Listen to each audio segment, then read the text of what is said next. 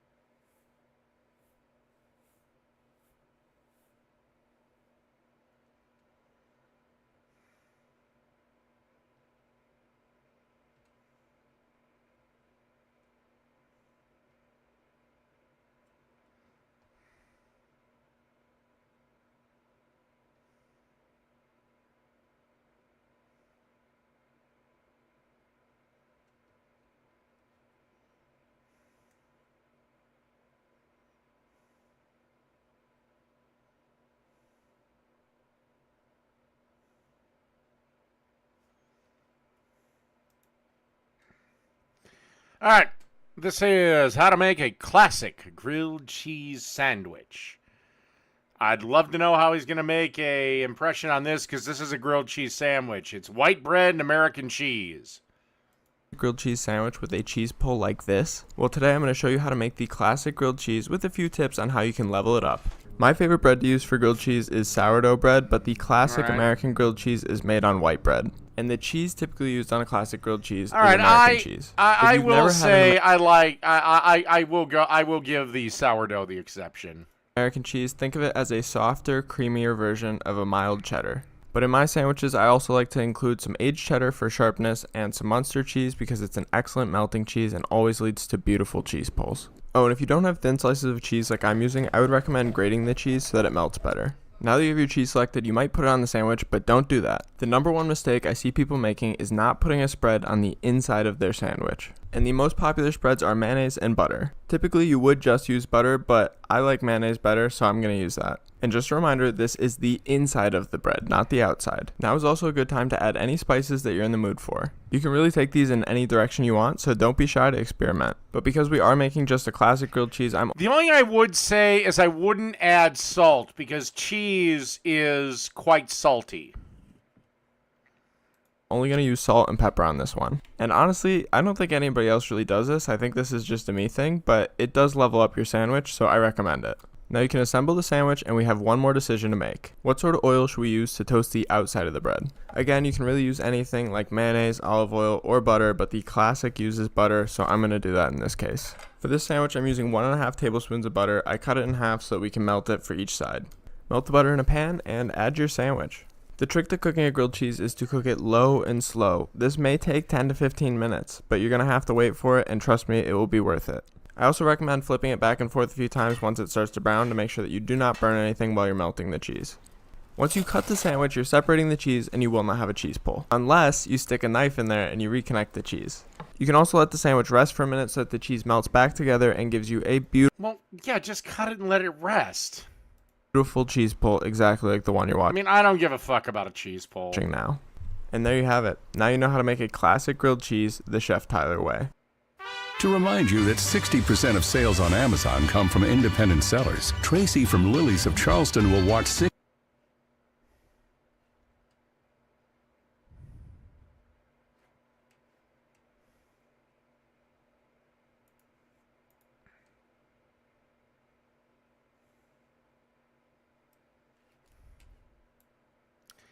All right, now we're going to make a Italian meat sauce. Welcome back to my kitchen. I'm Bethany, and today's recipe, I'm going to show you how to make an Italian meat sauce.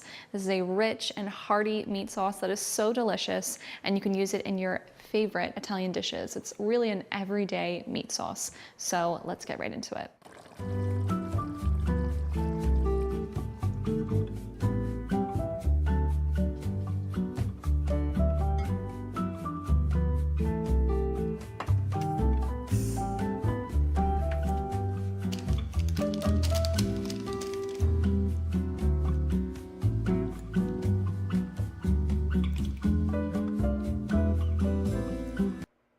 Okay, 3 cans.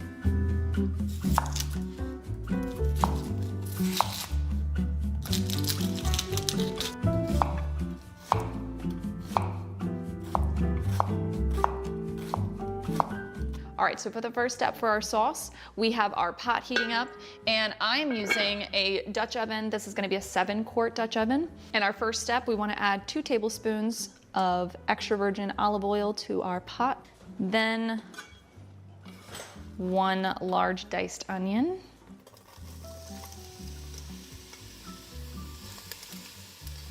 And just stir that up. I'm also gonna add a little pinch of salt to the onions. All right.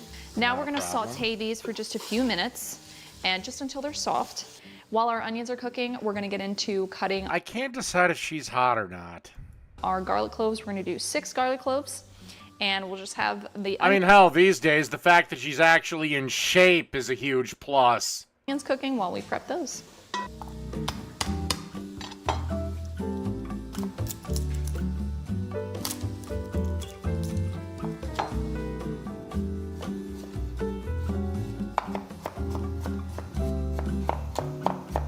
All right, so our onions have been cooking for about 3 to 4 minutes.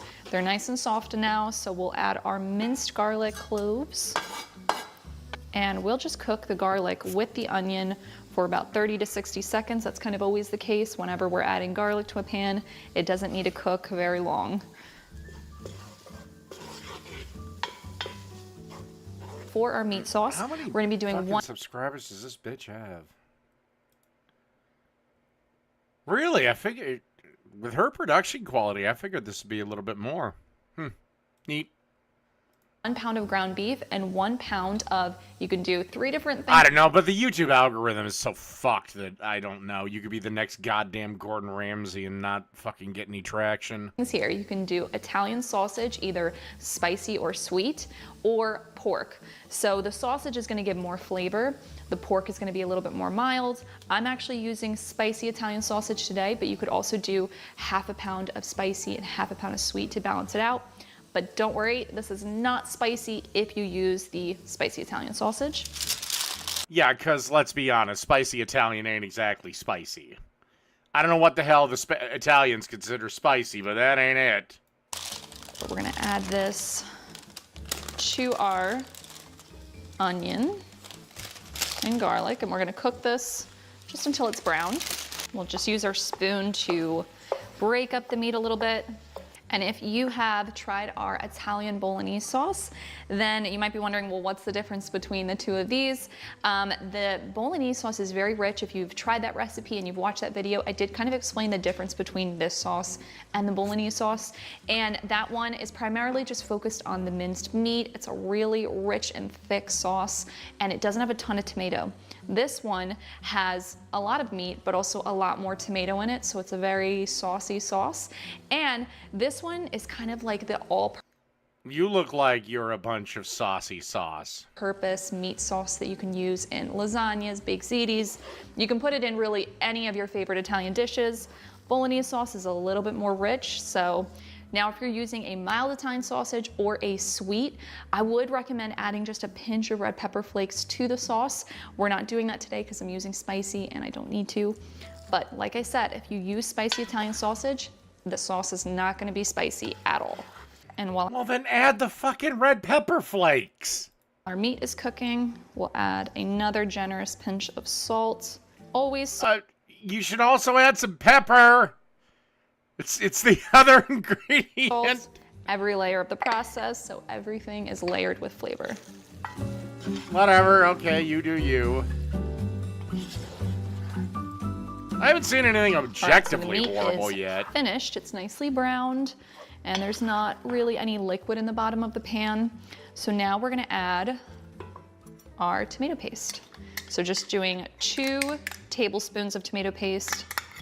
Before I add anything, I just want to cook the tomato paste a little bit with the meat. And the reason that we're cooking the tomato paste first is because it's a nice little step to help build flavor in the sauce.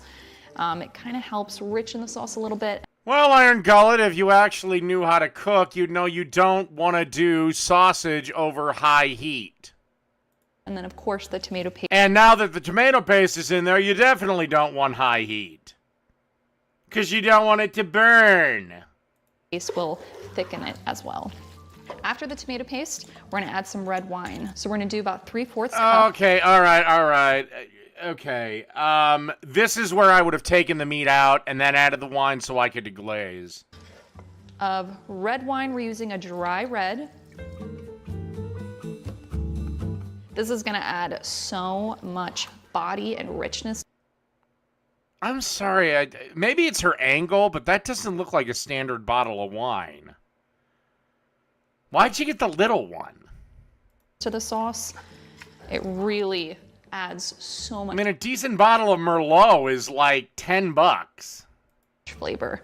Also super important, you always want to use a dry red. You don't want to be using anything sweet or candy wine, none of that. And try to avoid the box wines. And we're gonna Yeah, avoid the box wines for everything. Unless you're a divorced 45-year-old single mother, then, well, that's all you can afford. And you need one of them a day. cook this with the meat for about 3 minutes. We just want to cook off a little bit of that alcohol. The rest of it's gonna cook off while the sauce simmers. It's also gonna flavor the meat so nicely. Hey everyone, big heads up, Paleo Valley's running a sale on all their meat sticks right now. You can get 30 sticks for $36. All right, now after the wine, we're gonna add our tomatoes. And I did wanna show you, I used Bianco di Napoli. You can totally use San Marzano tomatoes. Yeah, but you only get like 3 glasses of wine out of a bottle. Maybe 4 if you take small glasses, but you don't get that many.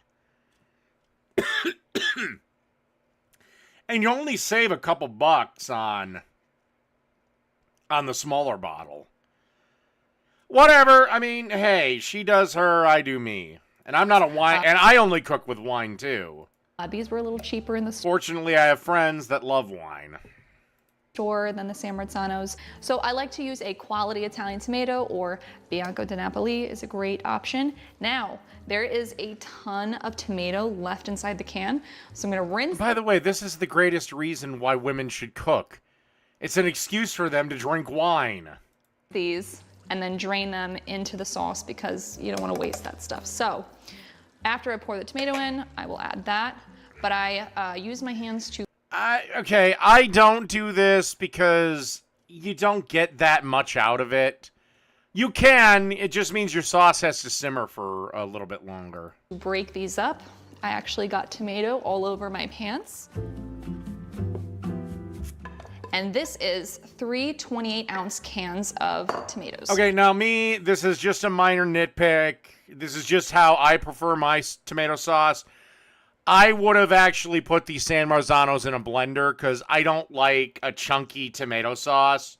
I like a smooth one. That's just me.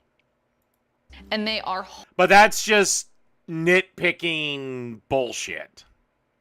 whole plum tomatoes. And like I said, we used our hands to just break them down just so that we don't have lots of chunks. And like I said, there's a lot of people that like a chunky tomato sauce. Good on ya. I just prefer it in the blender. Tomatoes in this. We'll stir that in with the meat. Okay, and like I said, I added a little bit of water to the cans. There's still a lot of tomato juices and goodness in here. I want to get that back in there. My mom always did this, so learned that from her.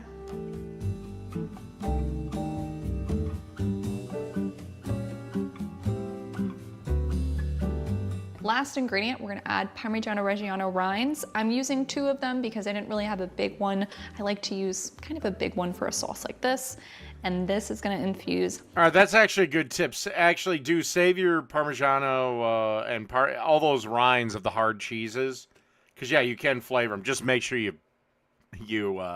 sift them out. Parmigiano Reggiano flavor all throughout the sauce. If you're familiar with my recipes, you know this is a staple in my sauces and soups.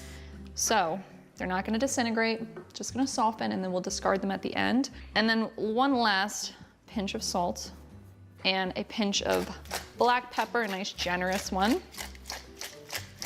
Now we're gonna Finally, mix the all that in pepper. there. In our final step, we're gonna get our cover for our pot and just partially cover the pot. We're not gonna fully cover it, and we're not gonna leave it uncovered. We're gonna let this simmer for 4 hours. So that's a longer period of time, and we don't want everything to evaporate in the pot, so we're gonna kind of trap most of the moisture in there. We're gonna put it on our lowest setting, and then you're just gonna let it simmer low and slow all day, stirring it every so often. You wanna watch out for that parm rind because it can slip to the bottom and burn, so I always kind of try to make sure that that's not sitting on the bottom. And I forgot to mention that if you don't have a Dutch oven like this, you can use just a regular pot. Totally fine. So okay, it's hold on. not really important to use Dutch ovens. I just always cook with mine. No, it's because the Dutch oven is a lot thicker and the heat gets distributed a lot more evenly. If you cook it in, unless it's a thick stainless steel pot, if you cook it in like a thinner stock pot, you're going to have to stir more often. Otherwise, shit will start burning on the bottom. So we're gonna let this simmer for 4 hours and then we get to taste it. Although, if I was served this, I'd eat this shit in a heartbeat. Exclusively on ESPN Plus, UFC 314, a stacked card, live from Miami. ESPN.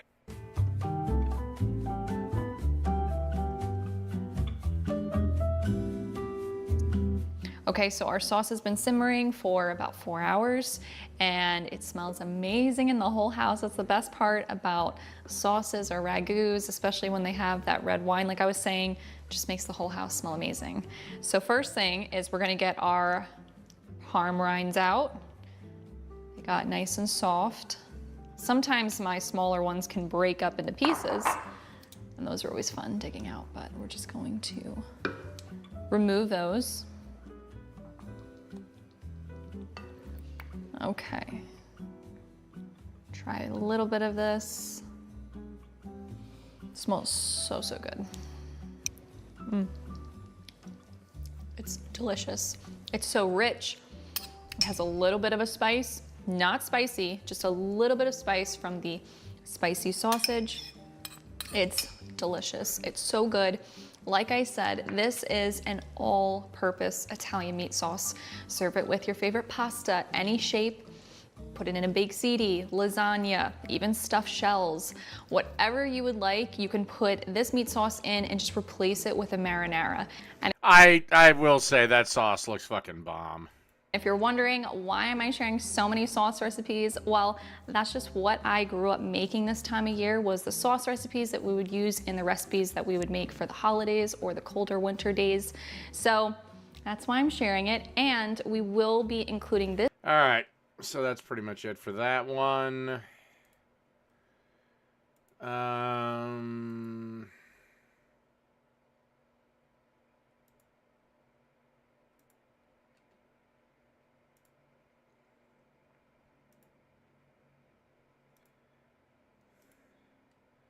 All right, now let's go into something that'll give me a fucking stroke. The Cooking with Jack show. How to make easy cheesesteak. Well, cheesesteak ain't that complicated. It's thinly shaved ribeye, peppers, onions, and you fry all that up on a griddle, and then you put provolone. Then you slam it on a hoagie roll. Then you wrap it all up. Then you serve it to some guy that looks like Wesley Snipes.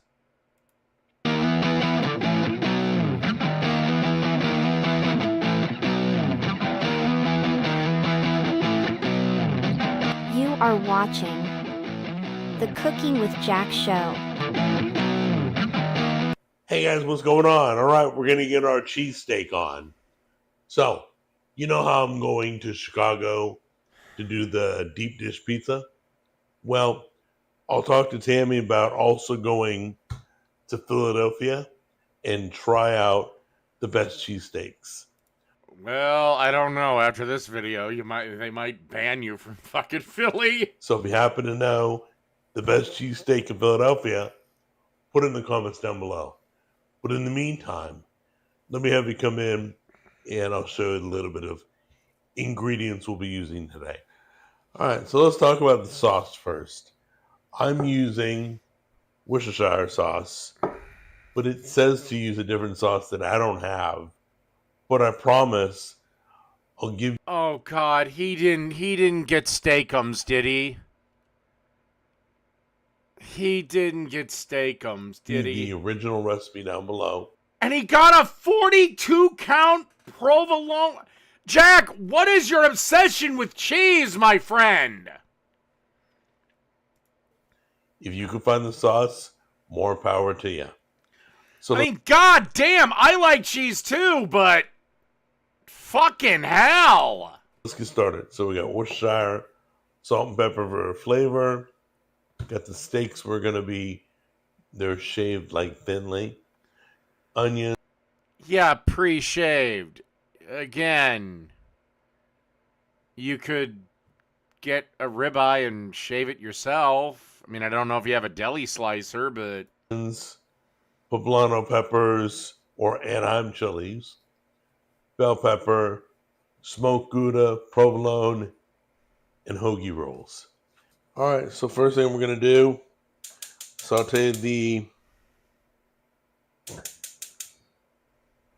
we're going to saute the peppers and onions in a little bit of butter. Toss in the bell peppers and onions. okay, somebody doesn't know how to remove the whites from the peppers. And Dude, those are way too thick for a Philly cheesesteak. poblano peppers. I'm just going to throw it all in there. Plenty of room. Everything should shrivel up a little bit and shrink. They tell you to saute this, then push it to the side, put the meat in. I'm changing that. I don't feel comfortable. I don't want to overcook the peppers. So I'm going to put them in this glass bowl right here, right next to the pan. Cook the meat, throw the peppers back in. All right, so now it's time to get the meat in there.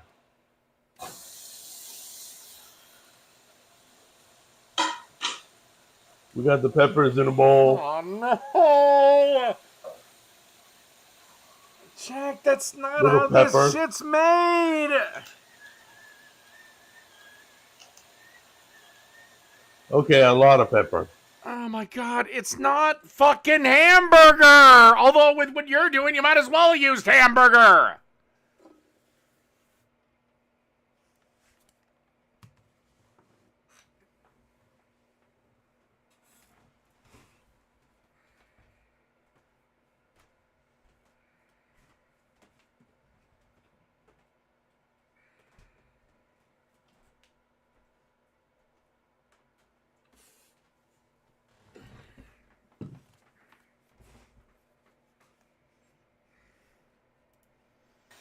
A little bit of salt.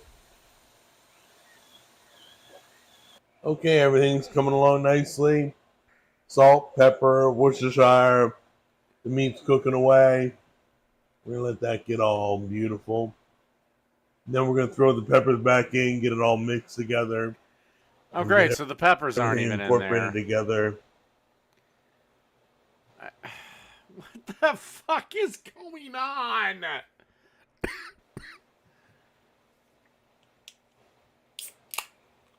Okay, this one smells really, really good.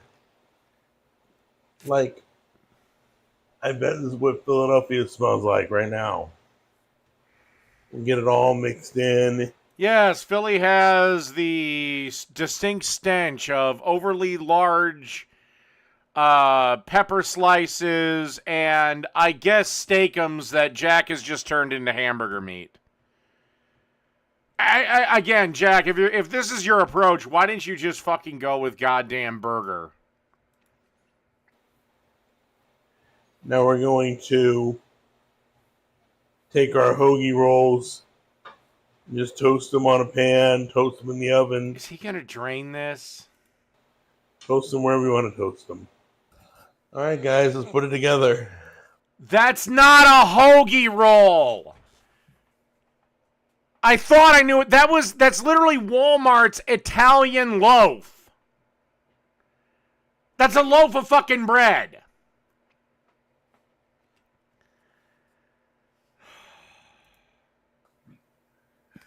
We're going to put these on bottom. There's Jack's psycho Christian wife, Tammy.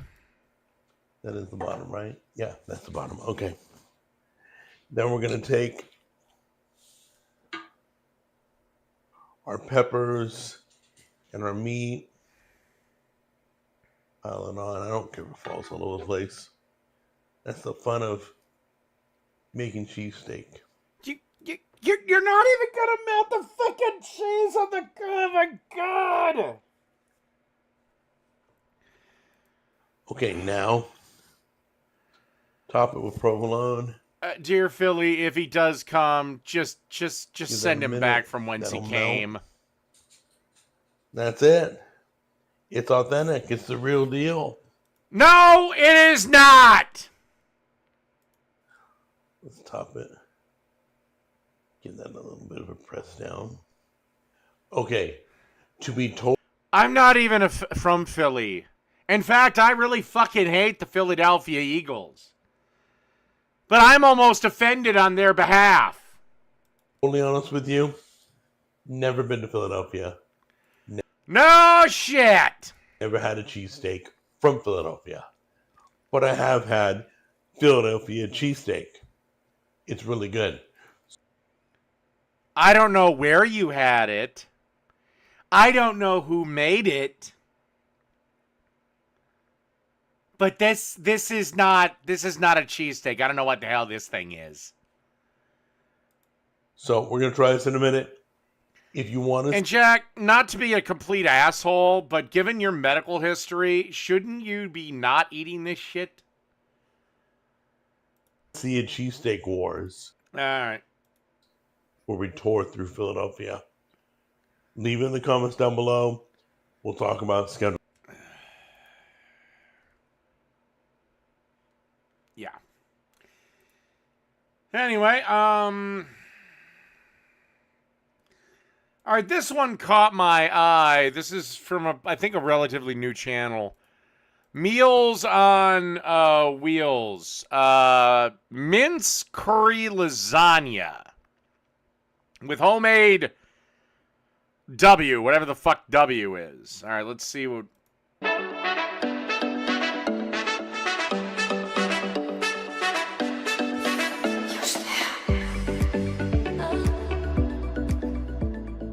Hey guys, welcome back to Wheels and Meals. So, you've made a delicious mince curry and have some leftovers? Don't stress. Trust me, you want leftovers for this one. I'm going to show you how to make a quick and easy lasagna using that same curry, plus a homemade sauce from scratch. If you haven't seen my video on how to make a mince curry, check out the caption or click the link in this video. Here's what you'll need for this recipe. Your leftover mince curry, buttermilk cake flour, salt and black pepper, mozzarella cheese, Gouda cheese, What the fuck? Parmesan cheese, lasagna strips. First, let's get the sauce going. In a saucepan, add 1 tablespoon of butter and 2 to 3 tablespoons of cake flour. That's not fucking butter. That's margarine, sweetheart. Let that mix and roast for a few minutes, stirring constantly so the flour doesn't burn. Adjust with a little more butter or flour if needed. Next, slowly add in 2 cups of milk while whisking until you get a nice, thick, creamy texture.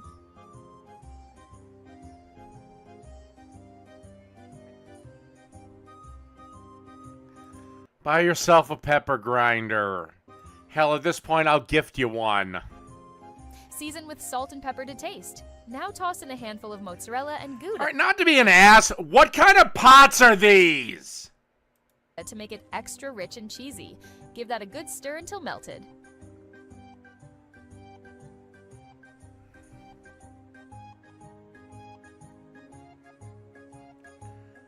Great, I gotta burn my fucking hand every time I want to make spaghetti. Boom.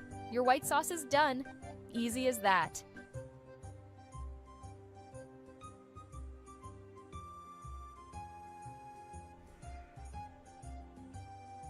Prepping the lasagna sheets. Bring a pot of water to a boil and give your lasagna sheets a quick boil, just to soften them up a bit.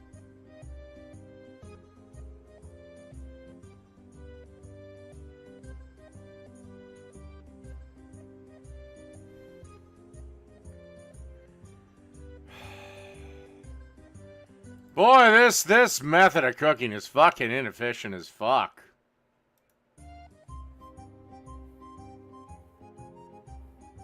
Time to assembling the lasagna. Grab a casserole dish. Make sure it's oven friendly. Spray it with olive oil or brush it with some butter or oil to prevent sticking. Start by spreading a layer of your white sauce at the base. Add a layer. And this is the other thing. This idea isn't that bad, but just the execution sucks. Then size your lasagna sheets to fit and place them on top. You could go the other way, sweetheart. Repeat the process. Sauce, mince, sheets. 'Cause believe it or not, I like curry. Stack those layers like a boss.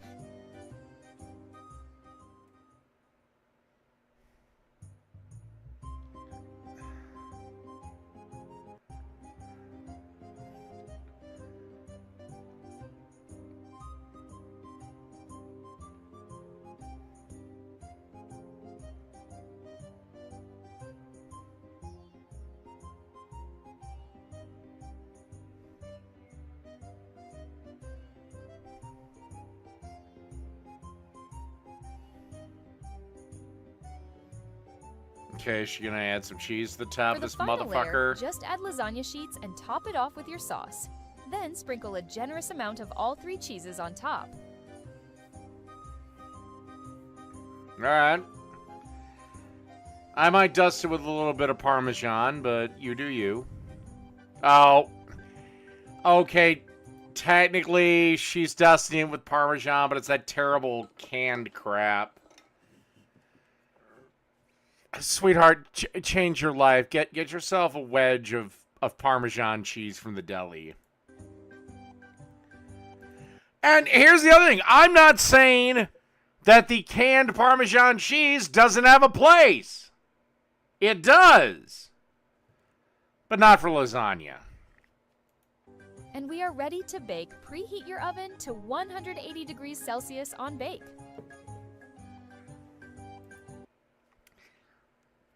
For Christ's sakes, restaurants use garlic. And by the way, I noticed your fucking hero hasn't uploaded a video for almost a year. Pop your lasagna in and let it cook for 20 to 25 minutes until that cheese is golden, bubbly, and beautiful.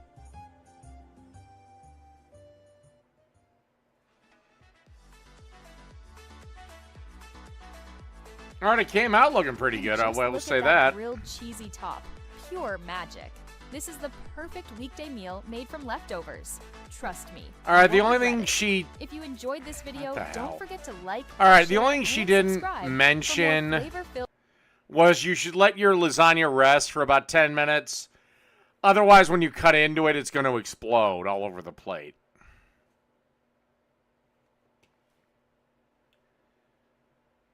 Alright,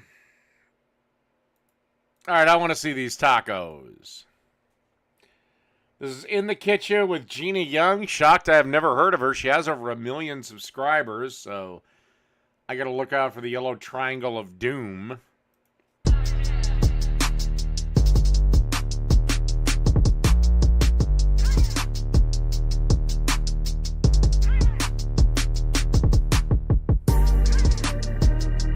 Well, I don't know. I've seen about 1 million restaurants and diners, drive-ins, and dives use it. And guess what? They're making probably more money than most of the pretentious 5 stars are.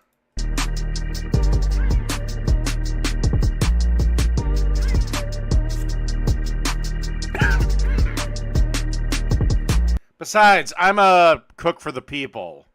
I want to make things as easy as possible. Garlic is fine.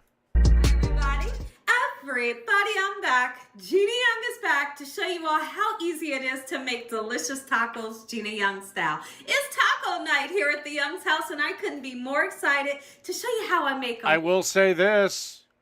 At least she's in shape, so that puts her up to a 6. This recipe is super simple, doesn't require a lot of ingredients to make a Gina Young style. You'll love this recipe. Of course, you're gonna need some ground meat. So whether you're using a ground turkey or a ground beef, that's just fine. I have 2.5 pounds. Okay, ground turkey is a different animal because it's so goddamn dry. If I had to use ground turkey for taco meat, I would add some extra, either find a way to add some extra fat, or I would kill it while it's almost like a sloppy Joe consistency. Of ground meat here.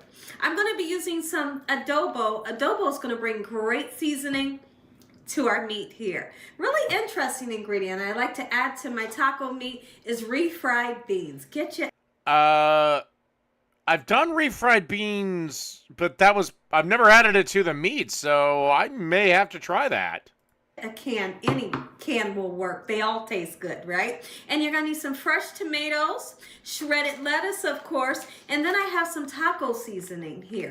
You're gonna need some sour cream if that's what you... Oh, sweetheart, in all that's holy in the name of sweet baby Jesus, you're gonna need more than 1 packet of taco seasoning for 2¼ pounds of meat, or 2½ pounds of meat, whatever the fuck you said. You're gonna need 2 or 3 of them. You like on your tacos? You're losing me, baby girl. Or ranch. We have some jalapenos, and we got taco sauce. You're gonna need some of the crunchy taco shells or the soft tacos. Make sure your hands are impeccably clean. Let's make tacos, Gina.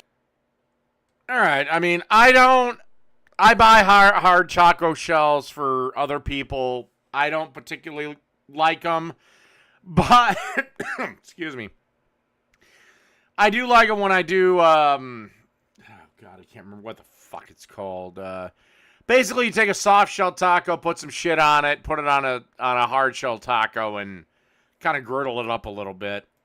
Young style. Don't forget that shredded cheese. I hope y'all are having a great day today, and if not, hopefully I can brighten up your day with this recipe. How many of you love tacos? I know you love tacos, and I know that most of the time... All right, she does have adobo, so maybe that'll offset everything. You guys like to have tacos on Tuesday. How come? Who made up Taco Tuesday? What? I don't know. They both have tea. What about tacos any time of the week just because they're delicious? Oh, I'll have tacos any damn time.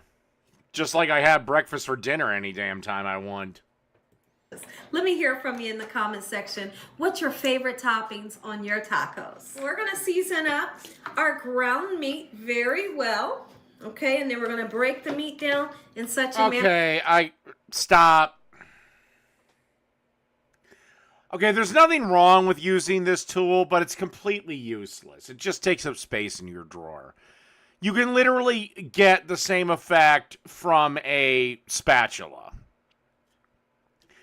But if you like using it, then use it. You know, but it's really unnecessary. And turn this on a medium-high heat. Let's get it fully cooked until it's golden brown. And remember to drain your meat. Your tomatoes nice and chopped up. Not too fine, not too big of pieces, just like this. Our meat cooks up. Let's go ahead and chop up any other vegetables that you may be using for your tacos today. We're going to put them onto a platter here. That meat smells absolutely amazing right now, I'm telling you. Here's where I take your taste buds on a trip. See, we're going to take now, a half of this can of this is where I may have to steal this from her. refried I've green never beans. done If anything you like want this. to bump up the flavor, this is the way to do it. Cook your refried beans in with your meat. You only need a half a can. That is what's going to make this meat taste spectacular. Break our meat down a little bit. We don't want big, huge pieces, you know. If you're having tacos, the meat should be really ground up. A subscriber purchased this for me about 7 years ago. And this is one thing that I absolutely love so much. It comes in hand every time I'm making some type of ground meat.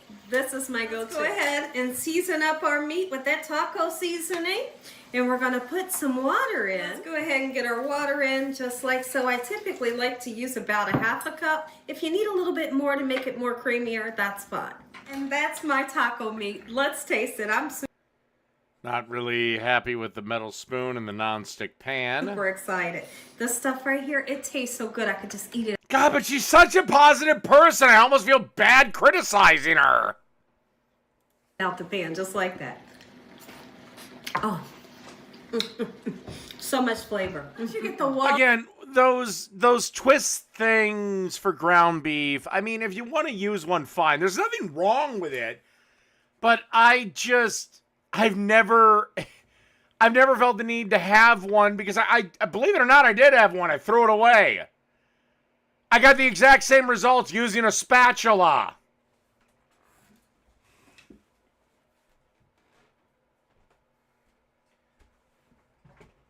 I mean, okay, I take that back. If I was cooking with a child, then maybe I'd use that because it might be a little easier for them. But generally, no. I get the same results from a spatula.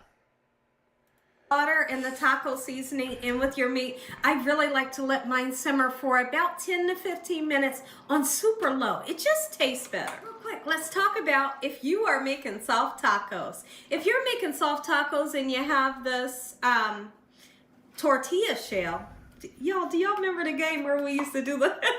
Why do I feel like I want to do that game? Oh, God. You brought me right back to elementary school, my dear. Oh, God, every fucking chick in the class had those goddamn paper thingies. And they always used them against the boys. Okay. That's a blooper, but it's okay. We're going to keep it. We ain't editing this out. Anyways, if you have a soft taco, go ahead and put it in the microwave just for a couple minutes. 7-8 minutes. Get it nice, soft, and fluffy. 7-8 minutes? My God, woman. It takes... literally a minute for the taco to be, 45 seconds for it to be good. And it tastes better. If you take this right out of the packet and you make a taco, it don't taste as good versus you heating it up for a minute. Let's go ahead and make up some tacos. I'm just going to do a hard taco today for this video because everybody ain't ready to eat. Get your meat in there, right? And then here's what I like to do. I put cheese on 2 times. Cheese... right now, lettuce galore, okay? Tomatoes, get them on there. Are you kidding me? All right, we're gonna get some jalapenos, and it's messy. If it's messy, they taste good, right? Don't worry about what's on the cutting board. All right, there we go with that beautiful jalapeno. Ooh, wee. And I know for a fact that they want sour cream. And then more cheese. Next some. That's a taco. Look at this. Listen to me. If you enjoyed this video, give me a thumbs up. If you haven't subscribed. God, you're such a nice person. I feel bad even giving you constructive criticism. Make sure you subscribe. Tell the world what Gina's doing. Just don't put your taco shells in the microwave for like 8 minutes. It takes literally about 80 seconds at the very, very most. In this kitchen every day. Heavenly Father, on today, we thank you once again for this lovely meal in your hedge of protection. No weapons formed against us shall prosper. We bind that devil away from us on a daily basis. Let the devil know he's... You know, if there is a God in Christ, boy, they did a good job with her. All right, let's move on.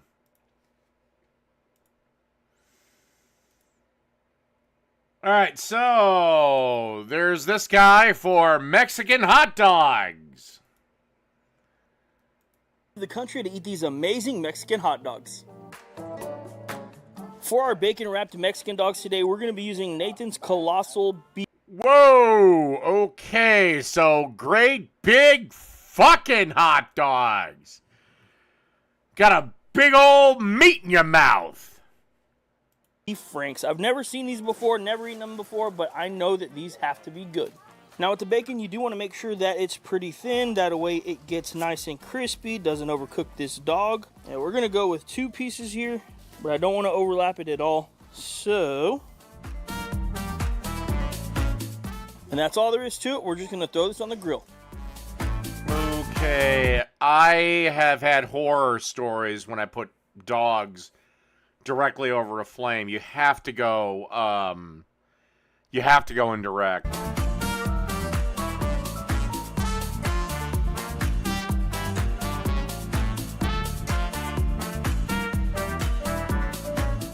We're going to start by putting all of our Okay, hot good. dogs indirect today. And I'm also making sure that the bacon seam is down.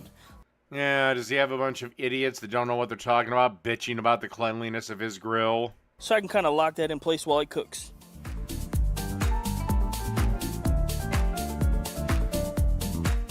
Now I want to make sure the vents are right over the hot dogs. We want all the airflow to go out and over the hot dogs. That's where the most heat's going to come from. While the hot dogs are going, let's go ahead and make our pico de gallo. For our pico de gallo today, we're going to start with 8 Roma tomatoes, 1 white onion. All right. We've also got 2 jalapenos and 1 bundle of cilantro. And last but not least, the juice of 2 lemons. And now we'll Okay. start with about a tablespoon of salt. We'll Liking mix. where this is going.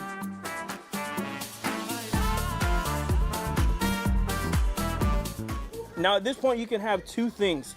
You can either have a perfect palate and know that you have the right or wrong amount of salt, or you can have your sister in the background telling you that you need to keep adding more. Also gonna give some to my nephew. Good? Good. So if Levi says it's perfect, then it's perfect. We'll move on to making the hot dogs.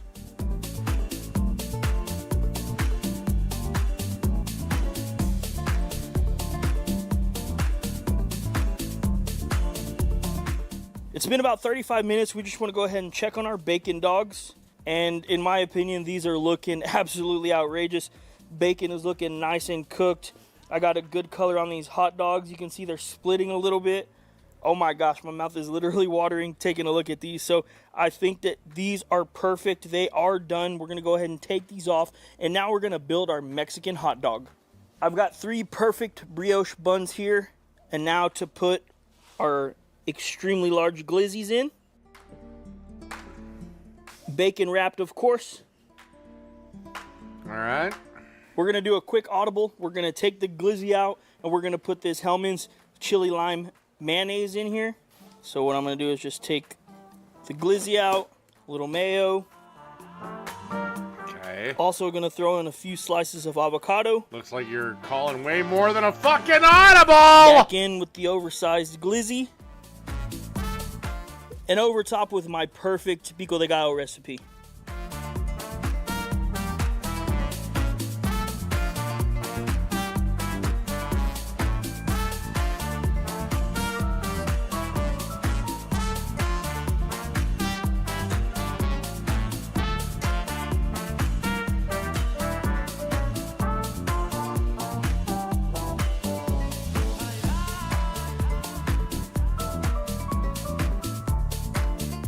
Cross section looking amazing. Of course, now it's time to take a bite. I'm not sure if I can open that wide, but I'm gonna do my best. Well, ask your sister how to deep throat.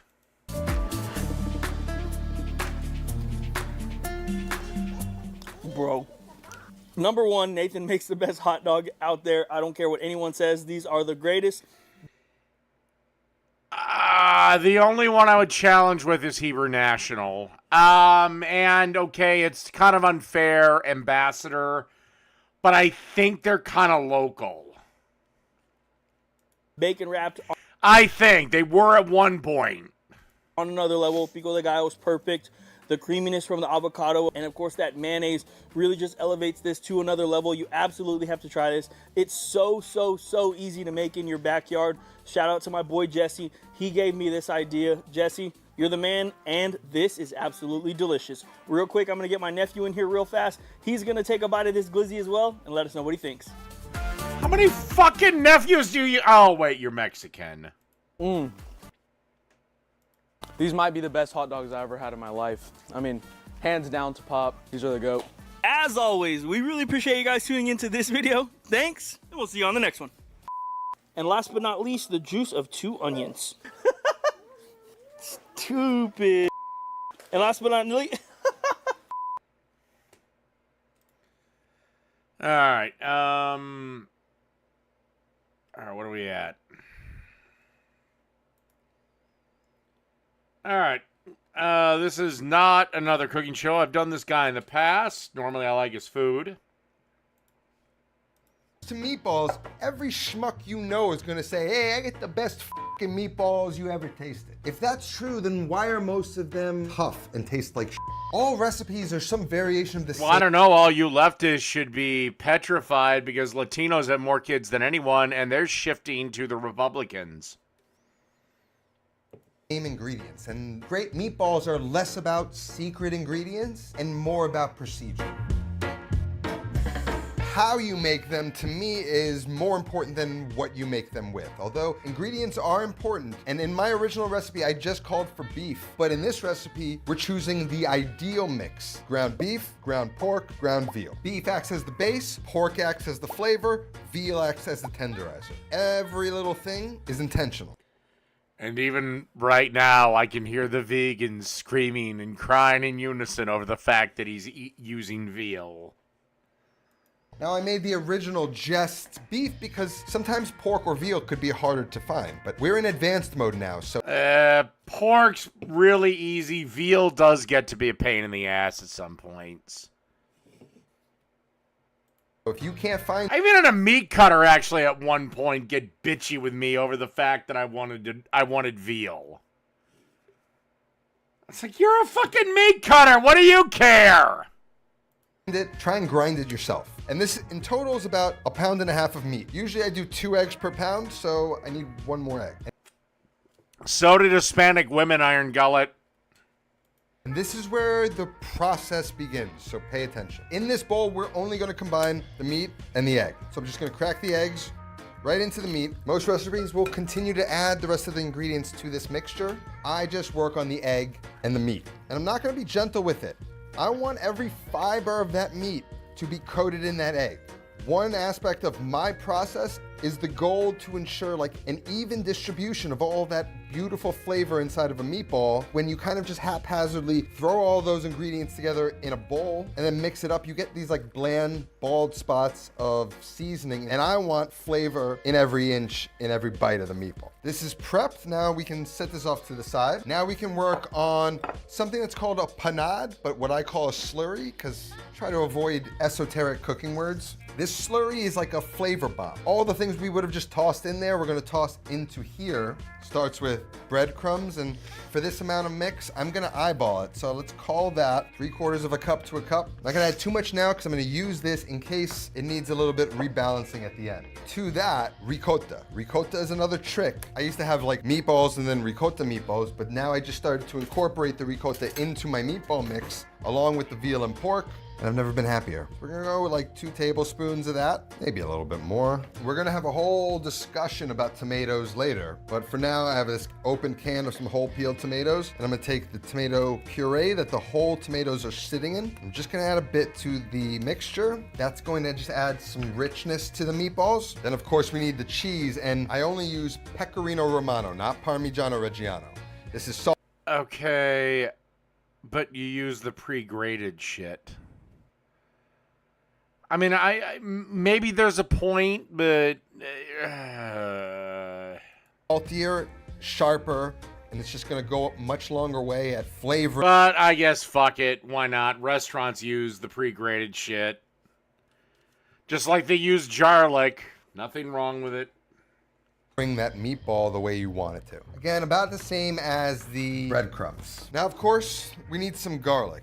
And one of the issues I see with garlic is either it's chopped too big so it never fully cooks through, or you use too much of it. So I'm going with 2 cloves. I'm not gonna cut it, I'm gonna grate it right in. All right, so if I was going with this technique, I would obviously have to use fresh garlic. This makes sure with a small amount of garlic, you get a lot of that garlic flavor throughout, without you ever eating the meatball at the end of the day and being like, why am I just tasting garlic, like raw, unpleasant garlic? I used to add a load of garlic, and even though the meatballs were good, it was just an unpleasant garlic background flavor that I'm trying to avoid. Starting to smell. I use my nose here, so it's starting to smell in the world of what I'm talking about. Then we just need a little bit of parsley. Bunch it all up, rock through, give it a chop. We don't want it super fine, but we don't want it too big either. I want little pepper streaks of green running throughout my meatballs. Toss that right in. And to that, we're gonna liberally season with salt, fresh cracked black pepper. But now I'm gonna take my hand, and just like we did with the meatball and egg, we're going to really grind everything in our hands. I want that flavor just kind of homogeneous throughout. But now what you can do, since there's no egg in there, you can just kind of take a little bit. And what you want it to be is like intensely seasoned. Okay, to be fair, you can do it even with the egg in it. The odds of you catching salmonella are like 1 in 100,000. That the beef is not seasoned at all. Now what we can do is take that slurry, that flavor bomb. I'm just gonna sort of break it up into the bowl. It should look almost like a tortellini filling. And once we've gotten it all broken up, again, with your hands, mix it in with all that meat. And again, we're trying to squeeze that flavor all throughout the meatball mix. And why are we making meatballs first? Because recently I made some for friends, prepped them earlier in the day, then ran out to run some errands and let them marinate in the fridge, something I had never done before. Then what I ended up serving my friends were the greatest meatballs that I've ever made. And the only difference I did was allow the meat mixture to marinate. Let the flavors come together, and that's the third trick. We're gonna let this chill in the fridge for at least an hour. Overnight would probably be better, but just some time for all this flavor and that meat to marinate. Now, that leads us to weekday sauce. Now, my first weekday sauce, we talked about the quality of tomatoes, but we only used one. And an advanced sauce maker knows not all tomatoes taste the same. Just like wine, where tomatoes grow affects how they taste. Now here we have the famous San Marzano tomatoes. Now, I know what you're gonna say. There's a lot of fraud out there. Look at some of these examples. They say San Marzano. You go and look for any sort of certification, and there is none. But as you can see, you can find some. These are 2 signs of an actual Italian product. But still, sometimes you don't know where in Italy they're actually from. What you want to look for? Agro Sarnese San Marzano tomatoes. You want to look for these 2 emblems. And then, of course, you got to try them. They could be Smell it. And if it reminds you of Italy, if you've ever been to Well, not to be a dick, but how much did he pay for that? Italy, then you know you have a good tomato. And because they're grown on the volcanic, ashy mountains of Mount Vesuvius or around it, these are intense and tangy, a little bit more acidic, and they do have like a subtle sweetness, all because of that earthy, mineral-rich land it grows on. You all know Bianco di Napoli, and these are California tomatoes. And if you know anything about California, it has the most sunny days of anywhere on earth, which is why white wines from California are some of the juiciest wines you could drink. Same goes with the tomato. Because of how sunny it is, these are going to be a sweeter, less acidic tomato. Now, most times you're just going to... And by the way, dear vegans, if a chipmunk is whipped up by that motherfucking thing, they just rip him out and sell you the tomatoes. Use one or the other, but when we're at an advanced level, we like to blend the 2. They give us a balance of intense flavor, beautiful sweetness, and a subtle acidity that's going to just give a tomato sauce more complexity. And so, besides blending these... Well, sorry, I'm a cook for the people. I'm a cook for the common people, the peasants, as you would call them. So, yeah, I'm just going to go with the Cento San Marzanos. They're probably from there. 2, we're going to use a passata here, and not for flavor so much, but for consistency and texture. It's processed to be a bit more smooth and rich and creamy. And if I'm looking for that flavor profile, which most of the times I am when I'm making meatballs, I'm gonna add a little bit of this into my sauce. So first, we need to puree these. And that, of course, brings us to a food mill, which we haven't talked about in a while, but is an essential part of good tomato sauce making. This gets the seeds and the pulp out, purees it to a nice kind of... Just fucking get a food processor! Passata texture, without like whipping a bunch of air into it like you tend to do when you use a blender. So I get a bowl, place the food mill over top, and then just start pouring it in. With my hand, I'm gonna just gently crush the tomatoes a little bit just to help them along the way. As you can see, what's dripping is a bit more on the watery side, which is why that passata is kind of nice. The Biancos are in a little bit of a thicker sauce, so all this stuff is gonna just balance out. We're kind of taking the best of every tomato and applying it to our sauce. And then we just run them through. When I was a kid, I just hated chunky tomato sauce. When I discovered the food mill, I was like, this is it. Before that, I would throw it in a blender. It would come out orange. It would look like a vodka sauce. And even those... I don't know what blender you're using, but my blender doesn't do that. good, it was just not what I was going for. And then when you pick the right tomatoes, you don't have to like add a bunch of sugar and onion and all this stuff that sweetens a tomato sauce. You can keep it pure and focus on the beauty of the tomato. No, I can buy a food mill today. But here's the thing. My blender does a fantastic job.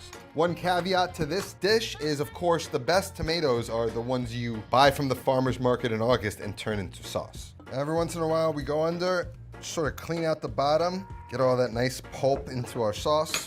And we just want to make sure we get everything out of those tomatoes as we can. If you wanted the fucking pulp in your goddamn motherfucking sauce, why the fuck didn't you just use a blender? I don't know what fucking blender you had, my friend, but mine doesn't. Mine literally leaves me with something looking like that. Oh my God, you pretentious cocksucker.